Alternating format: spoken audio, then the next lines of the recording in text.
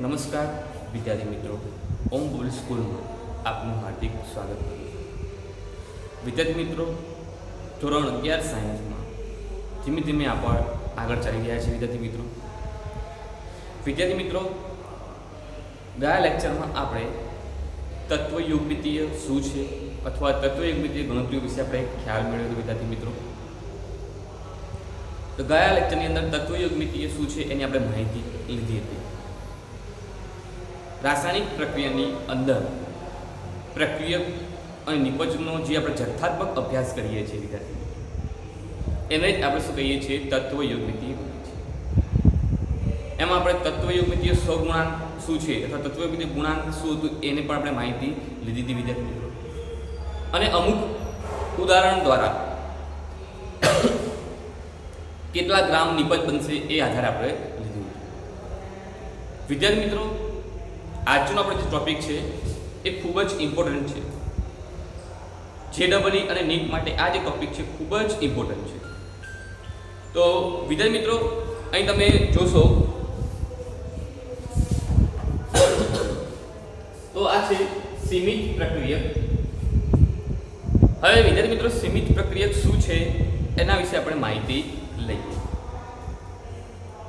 સીમિત પ્રક્રિયક વિશે જોઈએ. શું કહે છે કે કેટલીક વખત રાસાયણિક પ્રક્રિયામાં એક પ્રક્રિયક બીજા પ્રક્રિયક કરતાં વધુ પ્રમાણમાં હોય છે. મતલબ એમ થયો કે બીજો પ્રક્રિયક એ ઓછા પ્રમાણમાં હોય છે. જે પ્રક્રિયકનું પ્રમાણ ઓછું હોય તે વપરાયા પછી બીજા પ્રક્રિયકનું પ્રમાણ ગમે તેટલું હોય, પ્રક્રિયા આગળ થતી નથી, જેને સીમિત પ્રક્રિયક કહેવામાં આવે છે. વિદ્યાર્થી મિત્રો, શું કહે છે કે રાસાયણિક પ્રક્રિયામાં શું હોય? પ્રક્રિયકના અણુ હોય. દાખલા તરીકે આ પ્રક્રિયકનો અણુ A અને આ પ્રક્રિયકનો અણુ B.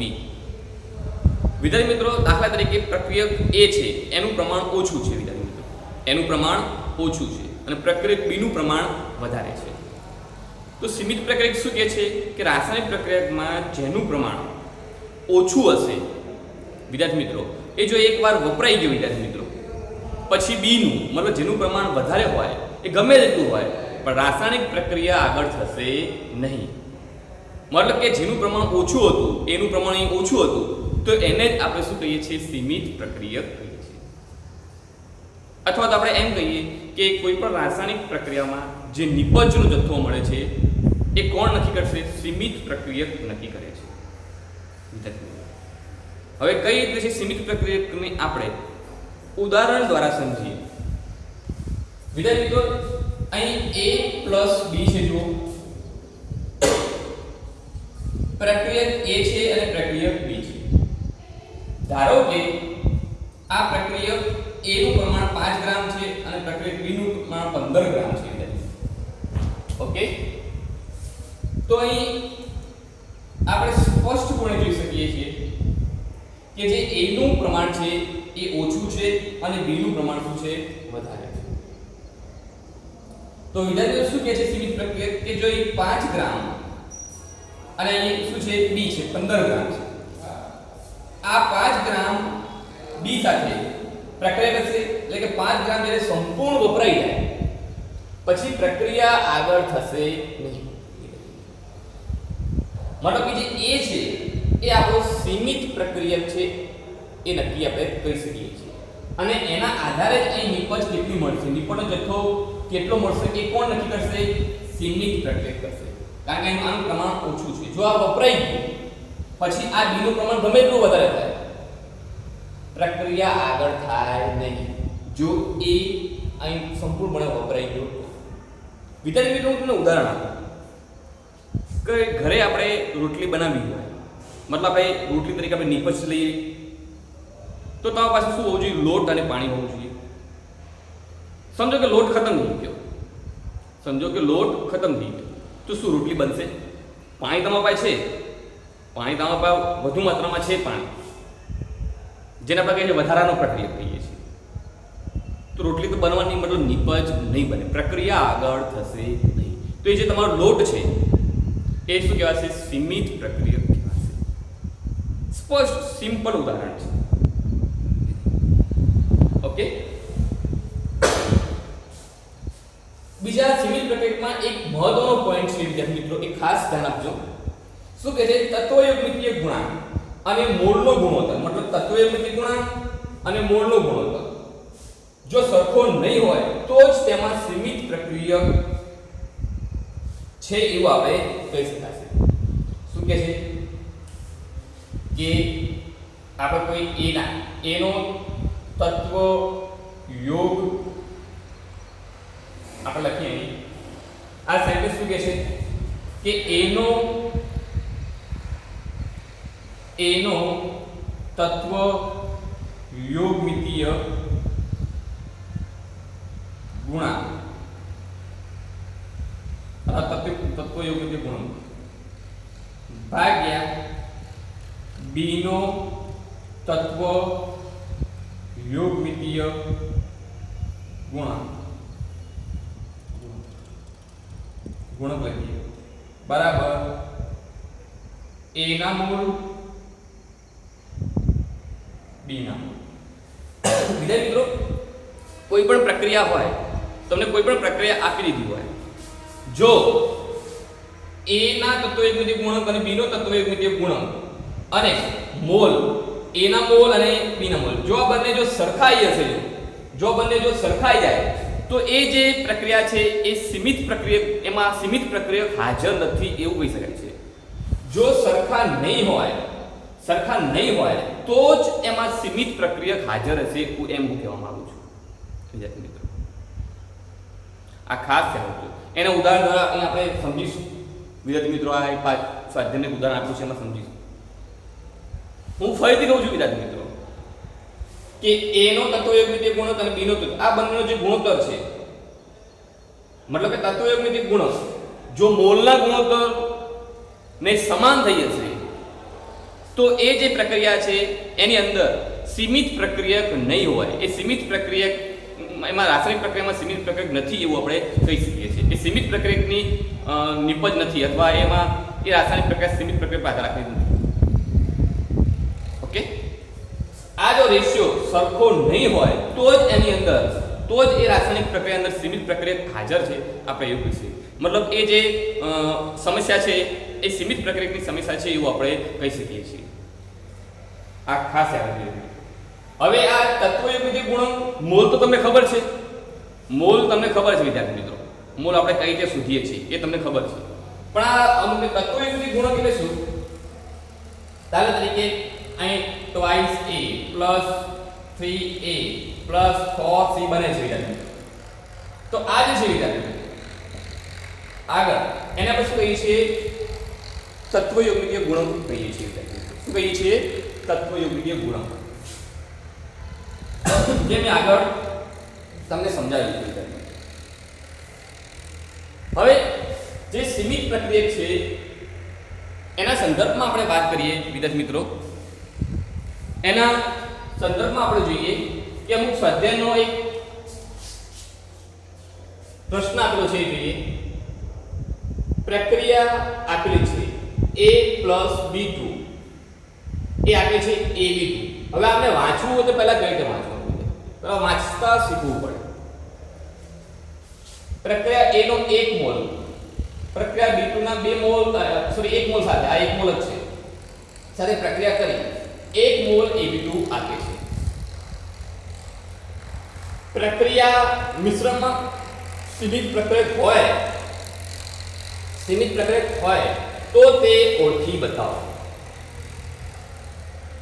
વિદ્યાર્થી મિત્રો, a ના આ પ્રક્રિયાની અંદર આ પ્રક્રિયકો છે, પ્રક્રિયક a, પ્રક્રિયક b. હવે આની વાત ચાલે છે કે a ના 300 પરમાણુ અને b ના 200 અણુ છે.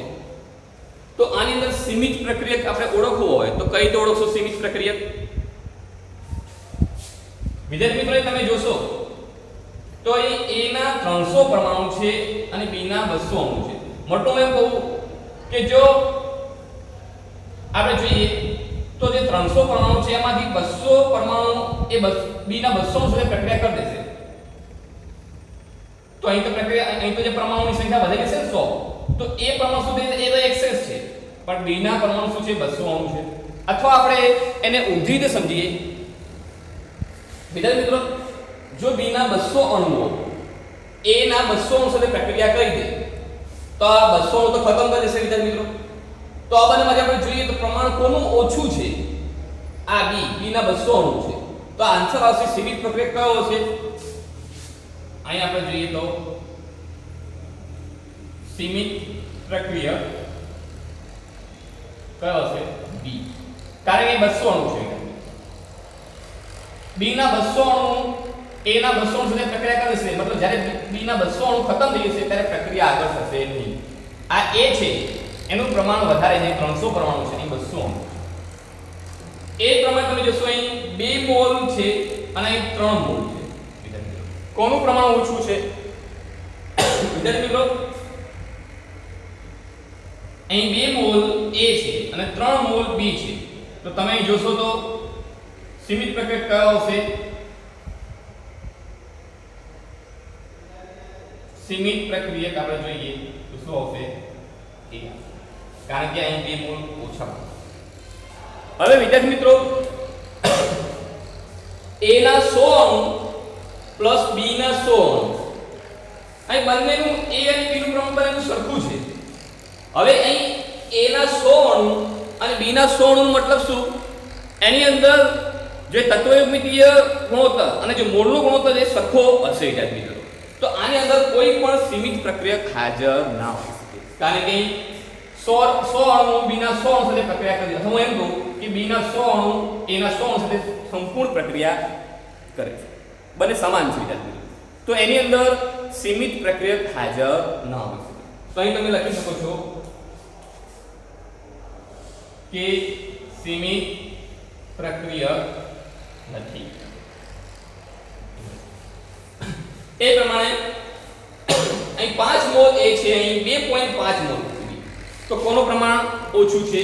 2.5 મોલ ઓછા છે. તો અહીં લખી શકો કે જે B છે એ શું કહેવાય? અહીં લખી શકો કે સીમિત પ્રક્રિયક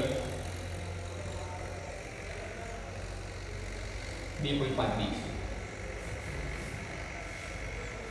તો આ પ્રમાણે તમે સીમિત પ્રક્રિયક કયા છે એના આધારે તમે નક્કી કરી શકો છો. જેનું પ્રમાણ ઓછું છે એ સીમિત પ્રક્રિયક કહેવાશે. પણ અહીં એક બાબત ખાસ ધ્યાન રાખજો વિદ્યાર્થી મિત્રો, જો કોઈ રાસાયણિક પ્રક્રિયા આપેલી છે એની અંદર તમે જો તત્વયુગ્મિતિનો ગુણોત્તર અને મોલનો ગુણોત્તર જો સરખો આવી ગયો તો એની અંદર સીમિત પ્રક્રિયક હાજર નહીં હોય વિદ્યાર્થી મિત્રો. આ યાદ રાખો, એ સીમિત પ્રક્રિયક ધરાવતી નહીં હોય, કોઈ સીમિત પ્રક્રિયક અંદર નહીં હોય એવું આપણે કહી શકીએ. વિદ્યાર્થી મિત્રો આના ઉપરથી દાખલા પણ છે એ આપણે જોઈ લઈશું વિદ્યાર્થી મિત્રો. ઓકે વિદ્યાર્થી મિત્રો હવે આપણે જે સીમિત પ્રક્રિયક છે એના આધારે આપણે એક દાખલો લઈ લઈએ જે એનસીઈઆરટીના કોડો આટલો છે વિદ્યાર્થી. કોડો 1.5 છે વિદ્યાર્થી મિત્રો. તો અહીં આપણે લખી શકીએ છીએ કોડો 1.5. તો તમે જોશો તો શું કહે છે કે 50 kg N2 અને 10 kg H2 વાયુ ને આપણે ભેગા કરી દઈએ તો શું બને? એમોનિયા બને. તો જે એમોનિયા બને છે એ એમોનિયા કેટલો બનશે એની આપણે વાત કરીએ. આ ઉપરાંત સીમિત પ્રક્રિયક ઓળખો. વિદ્યાર્થી મિત્રો ક્વેશ્ચન શું કહે છે કે 50 kg N2 અને 10 kg H2 નું મિશ્ર કરું છું, પ્રક્રિયા કરાવું છું અને નિપજ તરીકે મને એમોનિયા પ્રાપ્ત થાય છે. તો એ જે એમોનિયા હશે એ કેટલો બન્યો હશે એ આપણે શોધવાનું છે. તથા એની અંદર સીમિત પ્રક્રિયકમાં મતલબ કે N2 સીમિત પ્રક્રિયક હશે કે H2 સીમિત પ્રક્રિયક હશે એ આપણે શોધવાના છે. વિદ્યાર્થી મિત્રો તો આ આપણો પ્રશ્ન છે. હવે આપણે જવાબ તરફ જઈએ છીએ. એ પહેલા અહીં આપણે જોઈએ કે જે N2 અને જે H2 છે એ બંને વચ્ચે જ્યારે પ્રક્રિયા થાય તો એ પ્રક્રિયાને આપણે સંતુલિત સ્વરૂપમાં લખવું પડે. તો લખીએ N2 H2 3H2 છે અને ટ્વાઇસ એમોનિયા પ્રાપ્ત થશે. મતલબ આને આપણે વાંચવું હોય તો તમે કઈ રીતે વાંચી શકો કે 1 મોલ N2 3 મોલ એમોનિયા સાથે પ્રક્રિયા કરી 2 મોલ એમોનિયા આપે છે. ફરી વિદ્યાર્થી મિત્રો કે 1 મોલ N2 3 મોલ H2 સાથે પ્રક્રિયા કરી 2 મોલ એમોનિયા આપે છે. એને આપણે આવી રીતે વાંચી શકીએ છીએ. આ આપણે ક્યાં શીખ્યા હતા? તત્વયુગ્મિતિનો ગુણાકાર, જે તત્વયુગ્મિતિ આપણે શીખ્યા હતા એની અંદર આપણે આ શીખ્યા. હવે વિદ્યાર્થી મિત્રો અહીં ખાસ યાદ રાખજો કે અહીં N2 અને H2 છે વિદ્યાર્થી મિત્રો, અને જે એમોનિયા બનશે એ એમોનિયા કેટલો બનશે એ આપણે ગણતરી કરવી હોય તો કોના આધારે આપણે નક્કી કરી છે? સીમિત પ્રક્રિયકને આધારે જ આપણે ગણતરી નક્કી કરી શકીએ છીએ. આ બાબત ખાસ યાદ રાખજો. સીમિત પ્રક્રિયકના આધારે જ અહીં એમોનિયા કેટલો બન્યો હશે એ આપણે નક્કી કરી શકીએ છીએ. પણ વિદ્યાર્થી મિત્રો એ પહેલા આ જે પ્રક્રિયા આપેલી છે એ પ્રક્રિયાની અંદર સીમિત પ્રક્રિયક હાજર છે કે નહીં, અથવા આ જે રાસાયણિક પ્રક્રિયા છે એ સીમિત પ્રક્રિયક ધરાવે છે કે નહીં એ તો પહેલા આપણે જોવું પડશે ને. સીમિત પ્રક્રિયક ધરાવશે તો પછી આપણે એની ગણતરી કરીશું.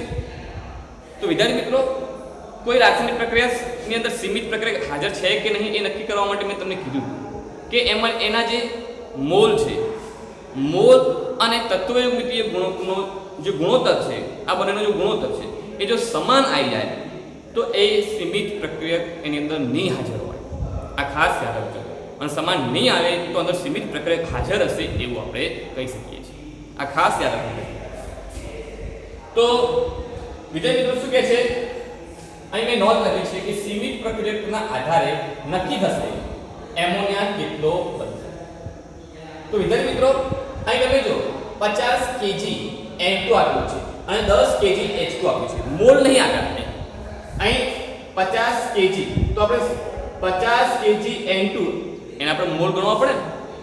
તો મોલ શોધવા માટે સૂત્ર શું હતું તમને યાદ ધ્યાન હોય તો? આપેલ દળ ભાગ્યા આણ્વીય દળ.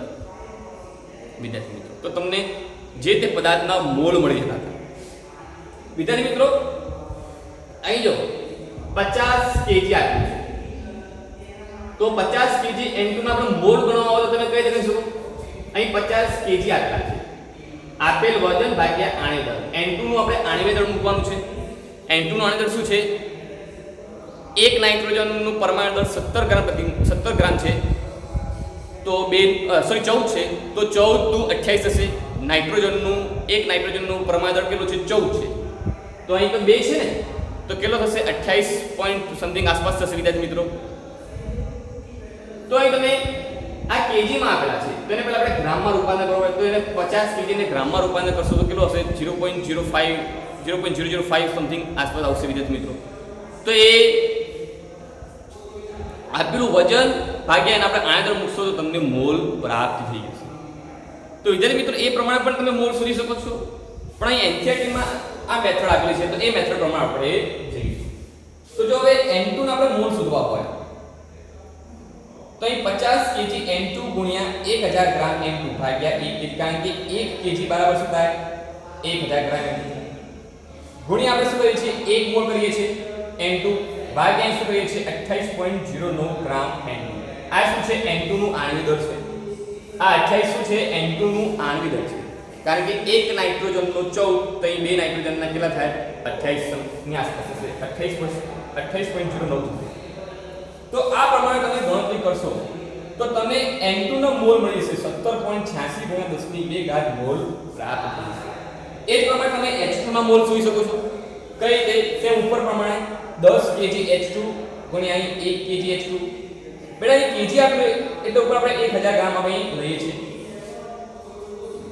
તો 1 kg ઉપર જોઈએ તો થાય 1000 ગ્રામ થાય, કારણ કે 1 kg બરાબર 1000 ગ્રામ ગુણ્યા આપણે 1 મોલ H2 મૂકશું. અહીં આપણે શું છે?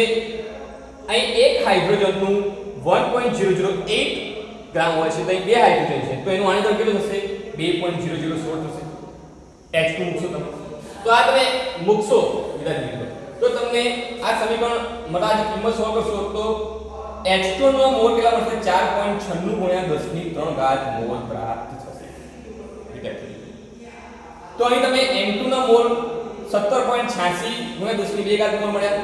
એ જ પ્રમાણે H2 નો મોલ 4.96 × 10⁻³ મોલ મળ્યા વિદ્યાર્થી મિત્રો. તો અહીં જો તમે જોશો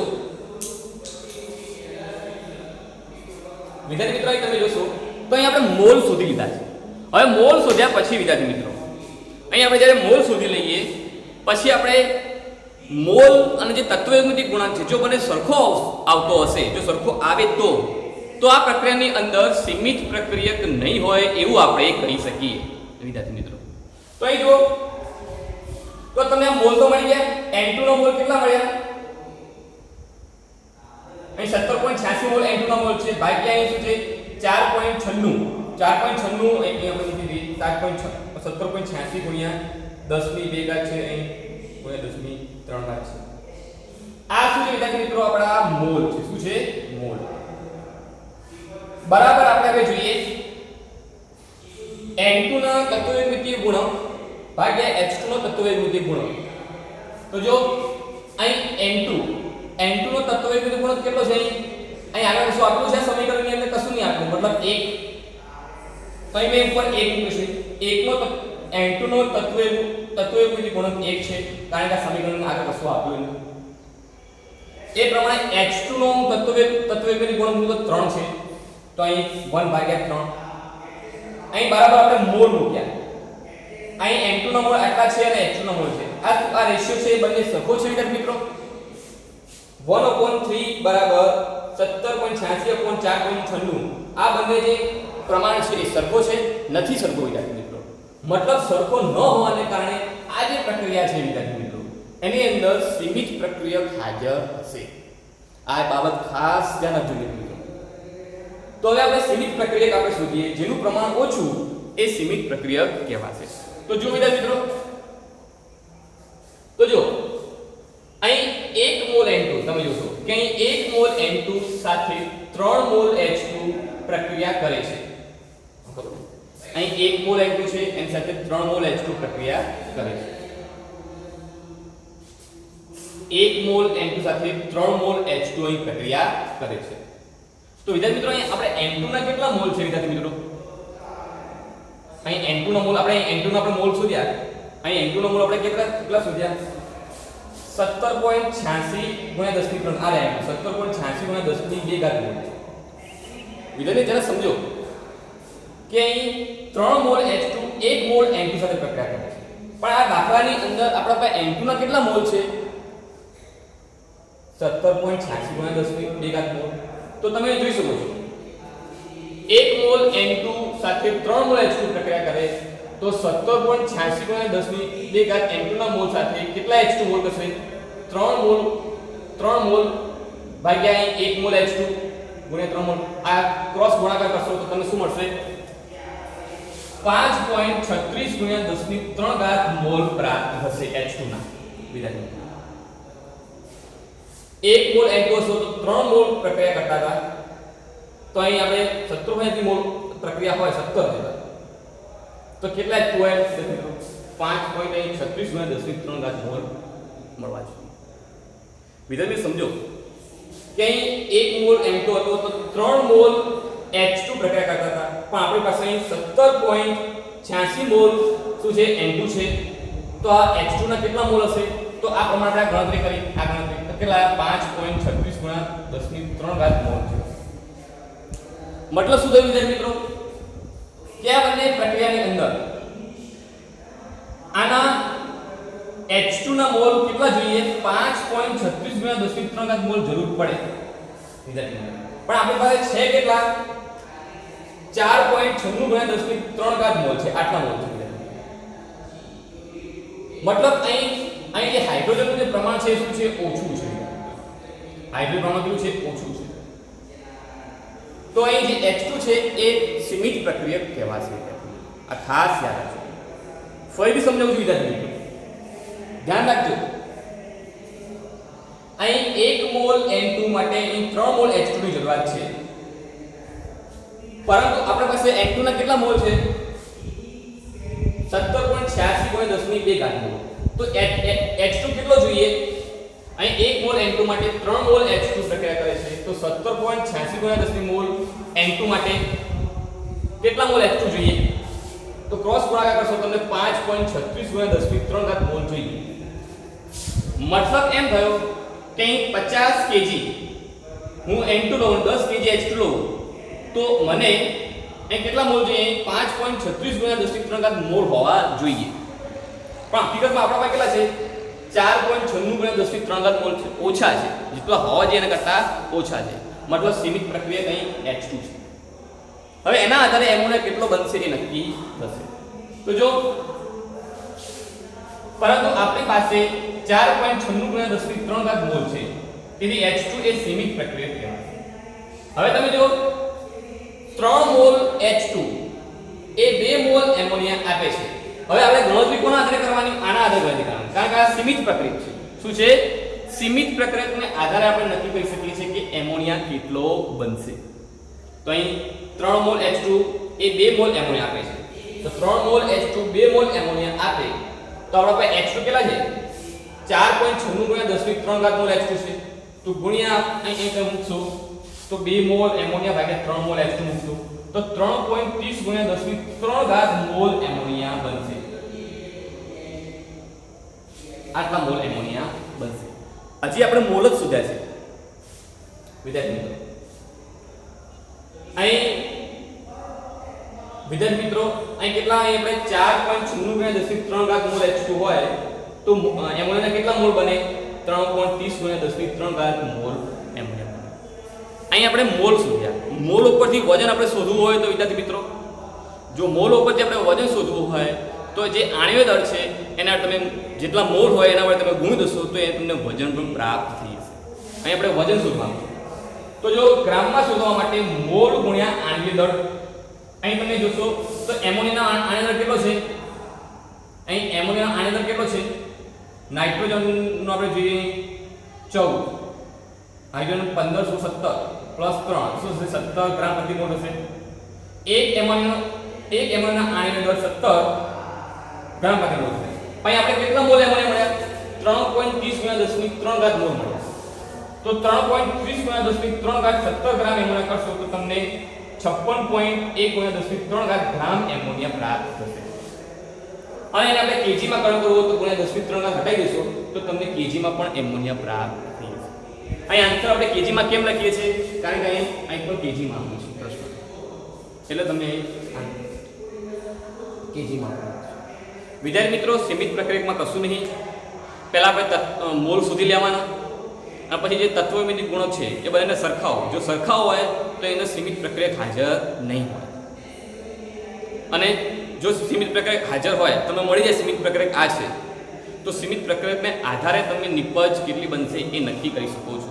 જેમ કે આ ઉદાહરણમાં આપણે અહીં H2 સીમિત પ્રક્રિયક હતો તો એના આધારે આપણે નક્કી કર્યું કે એમોનિયા કેટલો બનશે. આને કોઈ લેવા દેવા નથી. આ યાદ રાખજો ખાસ. Okay, thank you very much વિદ્યાર્થી મિત્રો, તમને ખ્યાલ આવ્યો છે.